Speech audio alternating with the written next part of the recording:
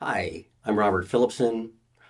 I'm going to be talking today one of Claude McKay's early poetry collections, Harlem Shadows, that was published in 1922.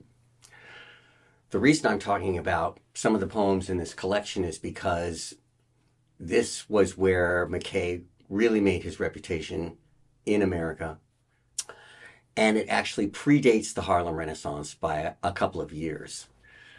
Now, there's going to be controversy about how one dates the Harlem Renaissance. I've been working with this subject matter for quite some time, and I've come to my own personal definition, which is one that a lot of scholars would agree with, and which I will use throughout this series and the projects that flow from the queer Harlem Renaissance. The way I'm dating the Harlem Renaissance is from around 1925 to around 1932 to 34. I won't go into why I chose those particular dates right now, but I want you to be aware of them because when I speak of Harlem Shadows published in 1922, this poetry collection and Claude McKay's reputation as a poet predates the Harlem Renaissance before it really kicks in. There were several Black writers who gained prominence in literary endeavors before 1925, Claude McKay being one and Jean Toomer being another. The reason that these writers were important was twofold. One was they showed what Black writers were capable of achieving before a lot of them began to be published during the Harlem Renaissance, and there was widespread interest on the part of publishers and the reading public about the writings of Black authors. And the second was that both of these men, Jean Toomer and Claude McKay, were mentored and aided in their efforts to become published writers by the white literary establishment. There was no Black literary establishment to encourage, mentor, and give a space to aspiring Black writers. So McKay in particular comes from the margins. He is Jamaican.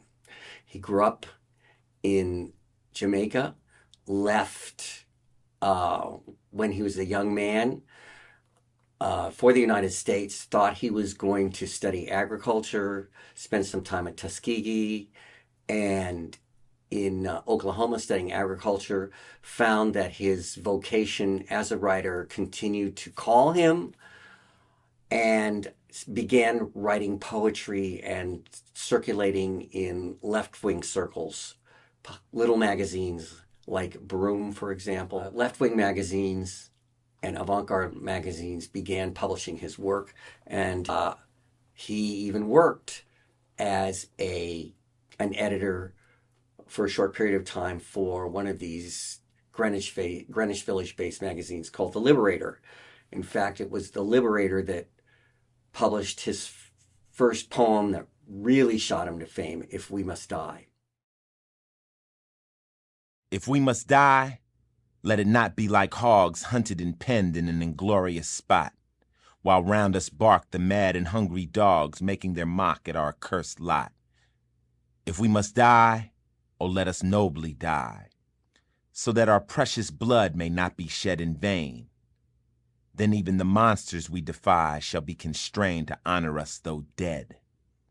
O kinsmen, we must meet the common foe. Though far outnumbered, let us show brave, and for their 1,000 blows deal one death blow. What though before us lies the open grave? Like men we'll face the murderous, cowardly pack, pressed to the wall, dying, but fighting back. McKay then went to England, once again in service of his literary vocation and left-wing politics. He spent time as a radical, very much a fellow traveler with the Bolsheviks and early communists, and it was during that time that he wrote the poems that were eventually collected in the volume of poetry that was published in 1922 called Harlem Shadows. But the themes that McKay announces in the book are perennial to his work and find their reflections and amplifications in writings of the other Harlem Renaissance writers as well. I just want to talk about 3 poems that illustrate the themes. So back there is a paperback version of the 1922 volume called Harlem Shadows. This, of course, is a modern reprint. It came out in hardback and it did not have this cover art. The cover art is a reproduction by a German artist who spent time in America and was a friend and mentor of African-American visual artists by the name of Winold Rice. He has a whole story. I'll probably be talking about that later. So as I said, I want to talk about 3 poems that illustrate the main themes that McKay pursued in this first collection of poetry. The first poem is called The Tropics in New York. Now, this is a poem that McKay himself read, and I'm going to let you listen to it as he reads it. And then I'm going to talk about it once he is done.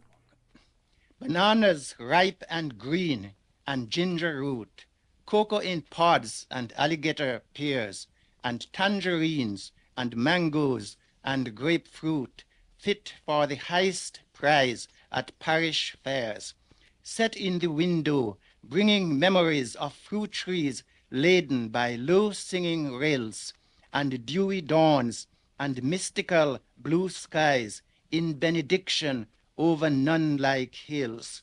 My eyes grew dim, and I could no more gaze. A wave of longing through my body swept, and hungry for the old familiar ways, I turned aside and bowed my head and wept. Now, this is a poem that expresses McKay's longing for his homeland, the powerful nostalgia that shakes him to the core and makes him weep for his lost childhood, his lost innocence.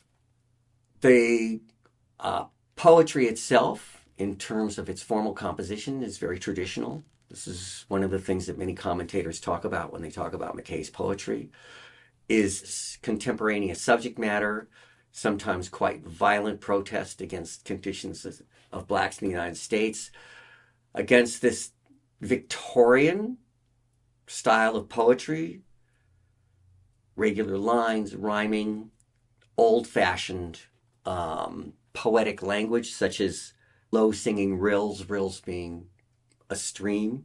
But it's very musical, and that was the poetic diction of the time, so people accepted it as what poetry should be. Of course, the modernists weren't fond of it, but the modernists hadn't taken over the field of poetry yet. That was to happen later. McKay, he's not the best reader of his own poems. And also the fact that his Jamaican accent is quite pronounced can either add to or detract from an American reader's expectation of what the poet's voice should sound like. In the case of the Tropics in New York, since he is Jamaican and he's talking about that, his Jamaican accent doesn't take anything away. But as I say, he is not the best reader of his own work. The other major theme of Harlem Shadows was the plight of the black person in America. And I use the word plight because McKay found, at least in his early poetry, little to celebrate about being black in America. He was outraged and oppressed by the race hatred that he found in the United States. Remember, he grew up in Jamaica, which was a majority black country, where There was certainly racism. It was a former colony of the British Empire. It was a more genteel kind of racism. Once again, since blacks were the majority, he didn't experience that fear and shock of lynchings, the closing in of Jim Crow culture, the severe segregation in all parts of life, American life, between black and white. He ended up in Harlem and spent a few years living there. And of course, Harlem at that time was burgeoning and becoming what was to be the Black Mecca. It was exciting. And he commented on it both unfavorably and favorably in his writings. His best known writing about Harlem is the novel, which he published in 1928, which shows a Harlem that is scarcely touched by white society. And there you see the joy and the complexity of black life as he experienced it during the early 1920s, which is when he was living in Harlem. But in Harlem Shadows, what ends up in his poetry is the sadness and the oppression. One of his most famous poems about that is called The Harlem Dancer. Applauding youths laughed with young prostitutes and watched her perfect half-clothed body sway. Her voice was like the sound of blended flutes blown by black players upon a picnic day. She sang and danced on gracefully and calm, the light gauze hanging loose upon her form. To me she seemed a proudly swaying palm, grown lovelier for passing through a storm. Upon her swarthy neck black shiny curls luxuriant fell, and tossing coins in praise, the wine-flushed bold boys and even the girls devoured her shape with eager passionate gaze. But looking at her falsely smiling face, I knew herself was not in that strange place. This is a poem that once again is very traditional poetic form. It's a sonnet with an octet, the first 8 lines expressing one thought, and the sestet, the final 6 lines, responding. The final 2 lines in particular bring about a reversal of expectations. McKay, or the poet, is describing a black girl dancing, a young prostitute, beautiful, perfect body, dancing, seeming to enjoy herself, bringing about the approbation and the joy and even the lust of the spectators, both men and women. But the poet discerns the absence of her soul as she performs. I knew herself was not in that strange place. He is describing a woman who is alienated from her body, alienated from her society. It's a surprising turnaround, an extremely sharp critique of male oppression, African American oppression, and the kind of absence that is self-willed in order to be able to survive. So this is a poem that talks about the difficulty of life in America for black people. It doesn't directly condemn white society, but of course that's implicit, and there are poems that do that. The artistry of the Harlem Dancer is that it focuses on what is in front of the poet's eyes. He sees the beauty, and he sees the alienation underneath the beauty. The final poem I want to read and discuss is Rest in Peace. Rest in peace. No more for you the city's thorny ways, the ugly corners of the Negro Belt. The miseries and pains of these harsh days by you will never, never again be felt. No more, if you still wander, will you meet with nights of unabating bitterness. They cannot reach you in your safe retreat, the city's hate, the city's prejudice. 'Twas sudden, but your menial task is done. The dawn now breaks on you, the dark is over. The sea is crossed, the longed-for port is won. Farewell, oh, fare you well, my friend and lover. Rest in peace. Obviously, McKay's companion, the man to whom he is addressing this poem, has died. He describes his life as one of unabating bitterness. He talks about the city's hate, the city's prejudice. He speaks of death as a light, as a dawn. The dark is over, the sea is crossed, the longed for port is won. The sentiment of the poem is pretty clear. The thing that's remarkable is the final apostrophe.